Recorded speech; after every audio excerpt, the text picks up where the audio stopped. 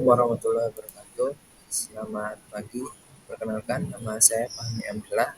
Saya dari Teknik Industri semester 5. Di sini saya ingin mempresentasikan mengenai review jurnal dari Universitas ITB yang mengenai tema Life Cycle Assessment produk semen dan Portland Composite.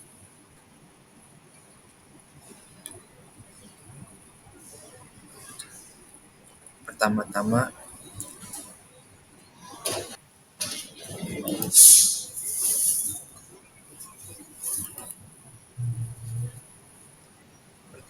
ada pendahuluan. Di sini industri semen merupakan salah satu sektor industri penting bagi pembangunan di Indonesia dan dapat mendorong pertumbuhan ekonomi. Indonesia merupakan salah satu negara dengan konsumsi dan produsen semen terbesar di ASEAN. Menurut data Asosiasi Semen Indonesia tahun 2017, konsumsi semen domestik di Indonesia pada tahun 2015 mencapai 61,99 juta ton. Diprediksikan bahwa konsumsi semen akan terus meningkat hingga mencapai 100 juta ton pada tahun 2026.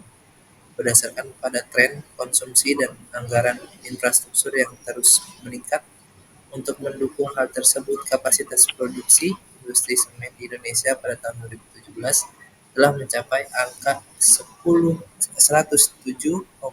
ton.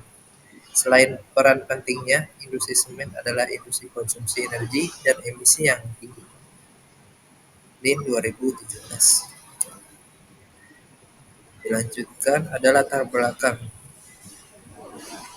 Pada jurnal ini, latar belakangnya dilakukan di salah satu kompleks pabrik yang berlokasi di Kabupaten Bogor, Jawa Barat yang merupakan kompleks terbesar milik PT X. Di lokasi dengan luas sekitar 200 hektar, PT X mengoperasikan 10 pabrik dengan 5 diantaranya memproduksi semen Portland Composite. Area penambangan batu kapur dan tanah liat berada tidak jauh dari area produksi. Area distribusi semen PT X mencakup Pulau Jawa, Bali, Sumatera, dan sebagian Kalimantan.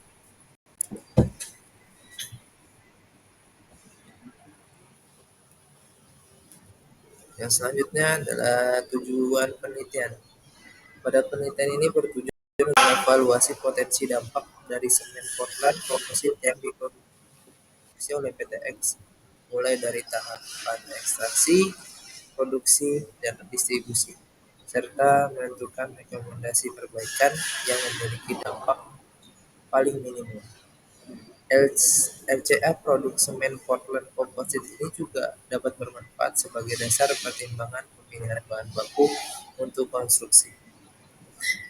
Penelitian ini bersifat cradle to gate, mulai dari proses ekstraksi bahan baku, cradle, hingga tahap distribusi ke gudang distributor, gate.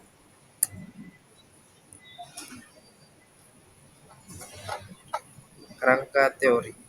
Yang pertama ada 4 kerangka teori. Yang pertama ada konsep pembangunan, PCC, Portland Composite Cement.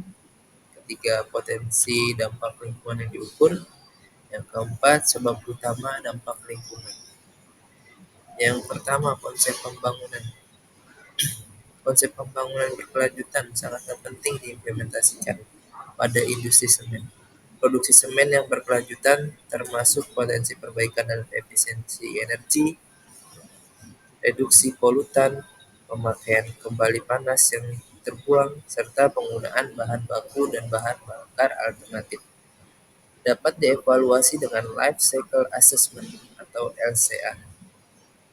LCA adalah suatu alat mengambil keputusan untuk mengidentifikasi beban lingkungan dan mengevaluasi dampak lingkungan dari suatu produk, proses, atau servis dalam siklus daur hidupnya, dan berperan penting dalam pembangunan berkelanjutan.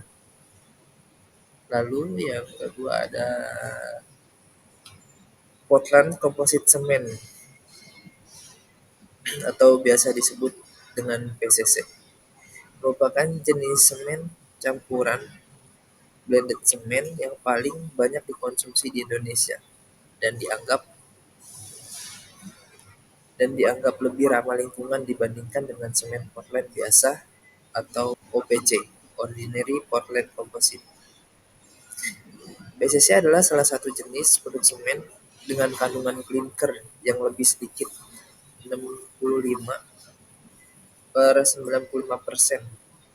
dibandingkan dengan semen Portland biasa 95%. Lalu yang ketiga, potensi dampak lingkungan yang diukur.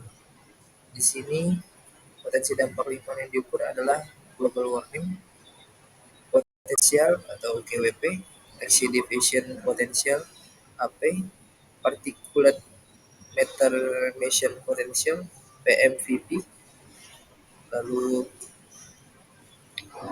photochemical ozone formation potential POVP, dan human toxicity with cancer HIPC. Yang keempat ada sebab utama dampak lingkungan. Terkait penyebab utama dampak lingkungan yang ditimbulkan oleh industri semen ialah merupakan klinker, di mana yang tadi sudah saya jelaskan, dalam semen tersebut mengandung klinker.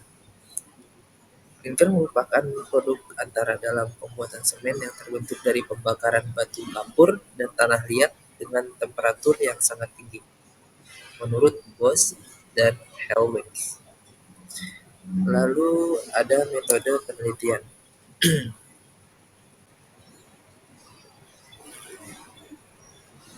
Di sini ada 4 tahapan metode penelitian. Yang pertama ada penentuan tujuan dan lingkup. Yang kedua analisis inventory. Ketiga analisis dampak. Dan 4 interpretasi. Yang pertama penentuan tujuan dan lingkup. Menyangkut mulai dari tahapan ekstraksi, produksi hingga distribusi. Pada kegiatan ekstraksi, bahan baku tambahan, bahan bakar, bahan peledak, dan pembangkit energi listrik tidak termasuk dalam kajian. Dampak lingkungan yang diakibatkan oleh kegiatan penyimpanan atau storage dan pemeliharaan mesin dan peralatan tidak diperhitungkan karena PTX menggunakan metode dry process dalam proses produksinya. Buangan yang diperhitungkan hanya emisi udara. Lalu ada tahap kedua, yaitu analisis inventory. Data yang digunakan adalah data sekunder tahun 2015 yang bersumber dari PTX. Seluruh data masukan dan keluaran disesuaikan berdasarkan fungsional unit yang dipakai, yaitu ton semen, Portland Composite. Perhitungan analisis inventory diolah menggunakan software Microsoft Excel. Lalu ada tahapan ketiga, analisis dampak.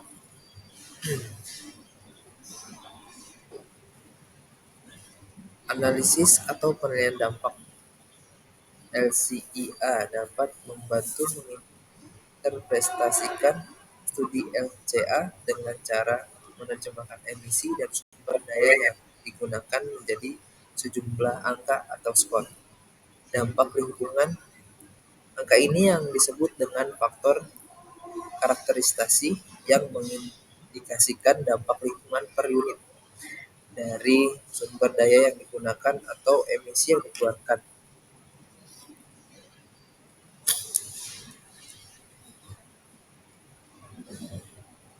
Lalu yang keempat ada interpretasi. Dari interpretasi ini menunjukkan konstruksi dampak potensial untuk setiap tahapan proses yang nanti ada di slide selanjutnya untuk tabelnya. Kedua metode memperlihatkan kecenderungan yang sama. Dampak paling besar di antara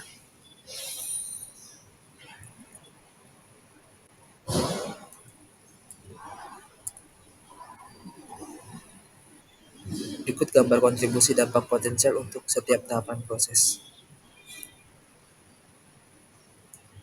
Kedua metode memperlihatkan kecenderungan yang sama. Lalu dampak paling besar di antara tahapan proses yang lain dengan proporsi untuk setiap potensi dampak lebih dari 50%, kecuali untuk kecuali untuk potensi dampak POVP yang merupakan kontribusi terbesar dari potensi dampak yang ditimbulkan sangat kecil atau kurang dari 2%. Untuk mengetahui potensi dampak yang paling signifikan, harus dilakukan normalisasi.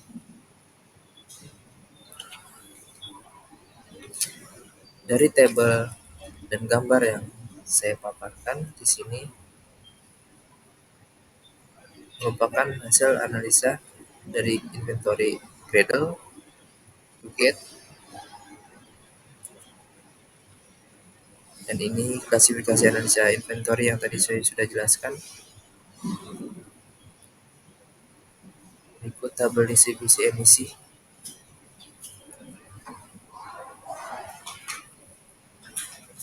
Lingkup penelitian.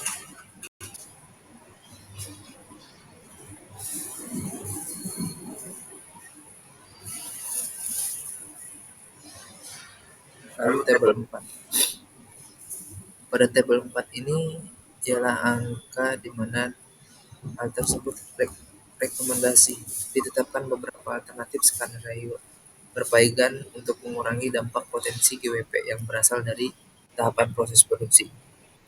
Alternatif skenario yang direkomendasi untuk mengurangi emisi CO2 yang merupakan kontribusi terbesar penyebab dampak GWP yaitu satu, substitusi bahan bakar dengan refuse derived fuel (RDF). 2. Penggunaan kembali sisa panas dengan waste heat recovery. Dan ketiga, teknologi penangkapan karbon (carbon capture). Selain itu ditetapkan pula alternatif skenario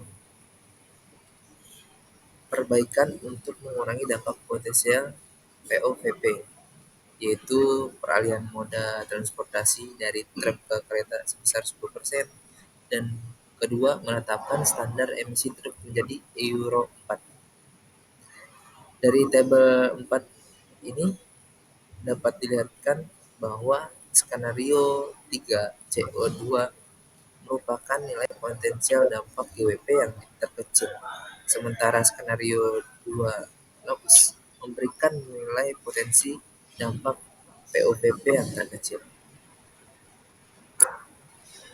Berikut adalah jurnal yang saya ambil, ada di alamat tersebut. Kurang lebihnya saya mohon maaf. Wassalamualaikum warahmatullahi